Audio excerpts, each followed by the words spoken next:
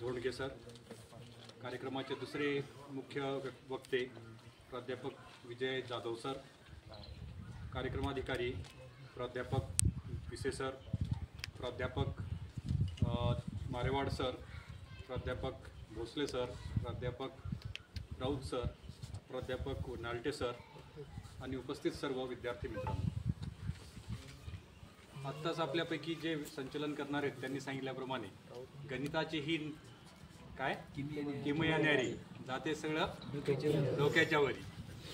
तर तसं डोक्याच्या वरून जाणार आहे अशा टाईपचं मी बोलणार नाही,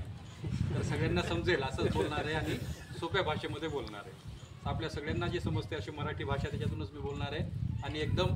जे आपल्याला दैनंदिन जीवनामध्ये गणिताचं काय काय महत्त्व आहे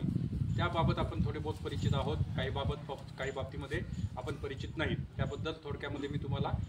त्याचं ओळख करून देणार आहे की